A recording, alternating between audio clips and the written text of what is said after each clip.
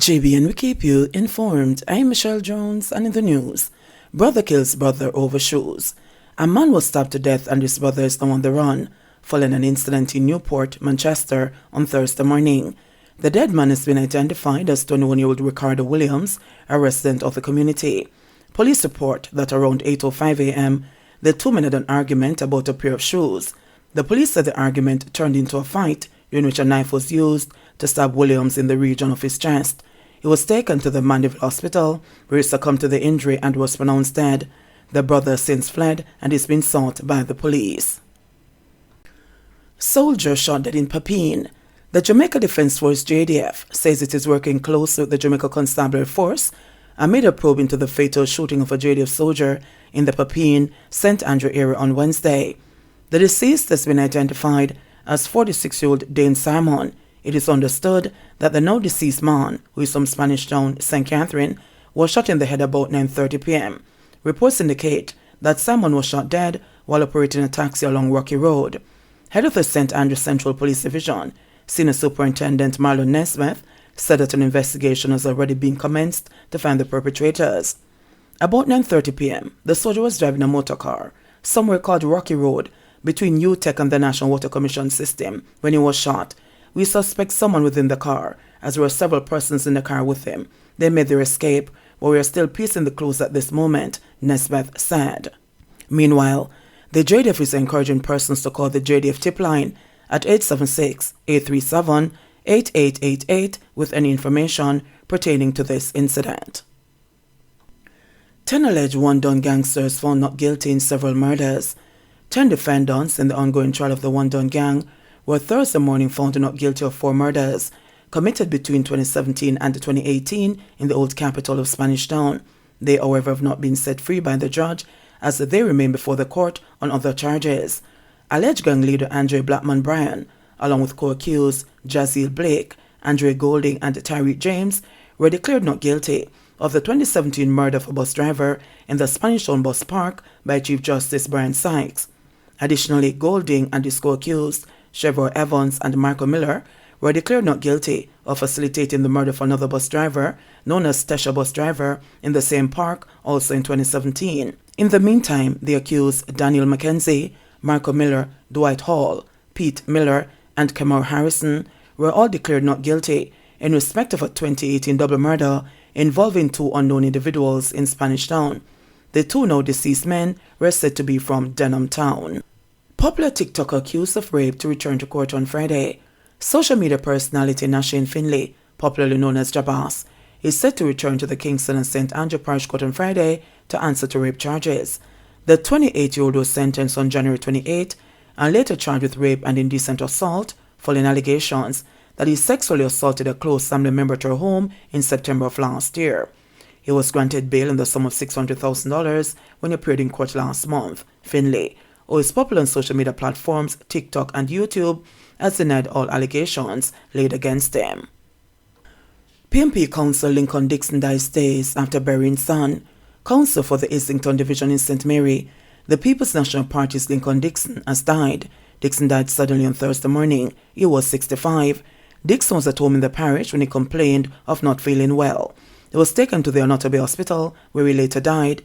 Dixon is a 2-term councillor for the Islington Division and the second youngest councillor to hold that position for the PNP. PNP President and Opposition Leader Mark Golding said he was shocked and saddened by the sudden passing of Dixon. In addition to being a councillor, Golding revealed that Dixon was the chairman of the PNP's Region 2, which covers the parishes of St. Thomas, Portland and St. Mary. Golding said, "Just last Saturday, Comrade Dixon buried his son, so the news of his passing early this morning is particularly mournful. He was a wonderful colleague and a much loved and dedicated representative of the people. May his soul rest in eternal peace," stated the PNP leader. Junior opposition spokesman on commerce, science and technology, Omar Newell, described Dixon as being a committed comrade. "Today we mourn the loss of my comrade, friend, brother and family friend, Comrade Lincoln Dixon, chairman of Region 2 and councillor for the Islington Division. Just a week after he buried his son," wrote Newell on Facebook Thursday. He added, "Committed was an understatement. R.I.P. Dicko." Teacher and student fight at Clarendon School. Incident caught on video. A security guard at the Kemps Hill High School in Clarendon had to come to the aid of the Dean of Discipline, who got into a fight with a student. The 30-second video of the incident, which has gone viral on social media, showed the Dean of Discipline and the student pushing and getting into each other's faces before they tussled to the ground. The school's principal, Reverend Vernon Morrison, declined to comment on the incident. "I'm not able to utter anything at this time," Morrison said. In the video, other students looked on and laughed as the student got up in the teacher's face before the teacher pushed him away. This is when he attacked the teacher with punches, draped, and pulled him to the ground. Meanwhile, Barrington Richardson, Director of Region 7 within the Ministry of Education and Youth, has described the video as most unfortunate. He said efforts are underway to ascertain a detailed report surrounding the circumstances of the incident. Richardson emphasized that incidents as those are always unsettling for educators, adding that schools should be safe spaces for all stakeholders. "We want to engender a culture of order and discipline and mutual respect, and when we see these kinds of behavior, it causes us to reflect on what else can we do as we try to create a safe space for our students and our teachers," Richardson added. He disclosed that the school board will meet on Friday to have the matter fully ventilated. 11-year-old boy dies after motorcycle hits cow in St. Mary, 13-year-old cousin injured. An 11-year-old student is dead, and his 13-year-old cousin is nursing injuries following a motorcycle accident on Wednesday. According to the Orocabessa police, the boys were traveling on a motorcycle along the Fontabelle Main Road towards the Crescent Main Road, where they both reside, when the cycle hit a cow. Both were taken to the Port Marie Hospital, where the younger boy died. He has been identified as Devon Smith, a student of Free Hill Primary School. His cousin, a student of the Wycliffe Martin School, was still in hospital up to this afternoon. The Orocabessa police are investigating. Quest security guard accused of claiming $600,000 in undeserved pay for a brother. A trial date is expected to be set on March 17 for a Quest security guard accused of writing undeserved pay slips to a brother, costing the company over $600,000.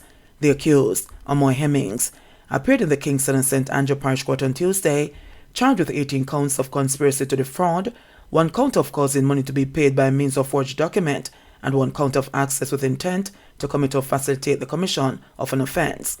The allegations are that Hemmings was stationed as a Quest security guard at the Windalco Bauxite plant. In her capacity as a security guard, she was also required to compile the hours of security officers for a payroll.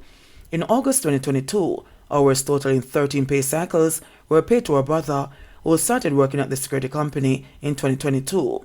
This, the court was told, resulted in the company losing $657,350.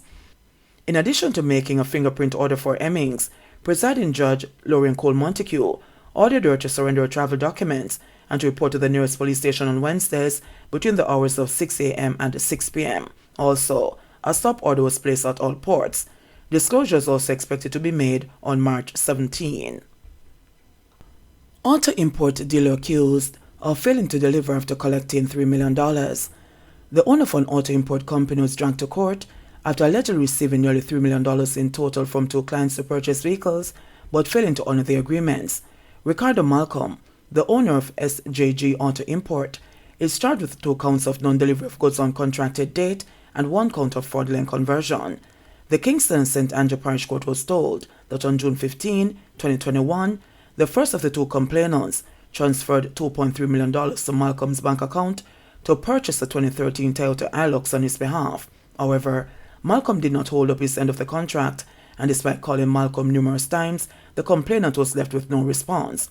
For the other matter, it was revealed that on June 13, 2022, the complainant gave Malcolm $670,000 for him to purchase a 2015 Toyota Fielder. However, the complainant did not receive the vehicle. During the proceedings, defense attorney C.J. Mitchell told senior parish judge Lauren Cole Montague that the $670,000 has since been reimbursed. However, the prosecution then requested that Malcolm's bail be revoked, as he was on bail for a similar matter set for trial when he was charged for these offenses. "There might be some slight truth to this," Mitchell responded.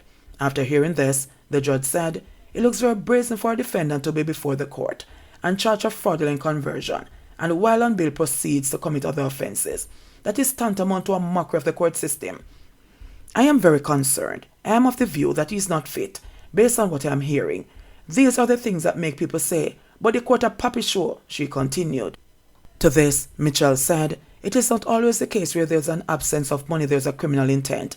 The judge ultimately decided to remand Malcolm until Friday. A fingerprint order was also made for him. Woman convicted for 23rd time. Senior Parish Judge Lauren Cole Montague had a hard time sentencing a middle-aged woman on Tuesday who has 22 previous convictions for larceny in several parishes. You're a Roman thief. I know it sounds very bad when I say thief, but because of the charges that you're here for, simple larceny, the average person down the road don't say that. The average person says thief, and that is what it sounds like on paper. That is a narrative that you've created for yourself, that you'll go from parish to parish and commit these offences, the senior jurist commented in the Kingston and St. Andrew Parish Court yesterday. The defendant, Nadine Franklin, who pleaded guilty to larceny from the person and unlawful possession of property, has been sentenced in St. Mary, Clarendon, Manchester and St. Catherine for charges under the Larceny Act. Her last conviction was in 2019. Our attorney C.J. Mitchell begged the judge not to impose a custodial sentence but to rescue her from the jaws of prison. It was shared that Franklin stole $25,000 from the complainant's pocket. Mitchell contends that his client, who has been in custody since January, has made restitution. But Mitchell's submissions were not accepted by the judge, who stated that Franklin has benefited from mercy several times in the past, even pointing to on one occasion in 1997 when she was sentenced to 3 years imprisonment at hard labor plus 2 years of supervision. Having 22 convictions, it should have been sufficient to guide her steps. It can be said, what she has done with the mercy is to disgracefully throw it back into the face of the persons who gave it to her, and for that, she must be held accountable, Judge Cole Montague indicated. For larceny from the person, Franklin was sentenced to 30 months imprisonment at hard labor, while for unlawful possession of property, she was sentenced to 1 month imprisonment at hard labor. Manchester Health Department urges caution as Akee poisoning incidents increase. The Manchester Health Department is urging the public to be cautious in the preparation and consumption of Akee to avoid poisoning. The warning, which was issued on Thursday, comes after the Health Department reported 5 cases of Akee poisoning over the past 2 weeks. Medical Officer of Health from Manchester, Dr. Nadine Williams, explained that only fit and well-opened Akees are to be used by householders, as Akee should be allowed to open naturally and fully on the tree before it is picked and eaten or sold. We're encouraging persons to be cautious in how they prepare the Akee. Improperly prepared Akee can lead to a high level of the hypoglycine toxin usually found in higher quantities in the unripe fruit and the seed and the pink or red membrane inside of the fit fruit. The seed and pink or red membrane should be removed, the Akee washed, and then boiled by itself, after which the water must be discarded, Dr. Williams explained. The Medical Officer of Health explained that the symptoms of Akee poisoning include vomiting, stomach cramps, abdominal pain, dizziness, diarrhea, and sweating. The blood sugar levels can fall to a critically low level leading to death. If these symptoms are experienced after an Akee meal, it is important to seek medical attention immediately and have a sweet drink on the way to the hospital, Dr. Williams advised. JBN, we keep you informed. Please remember to subscribe, like, share, leave us a comment and click the notification bell to receive our daily news items.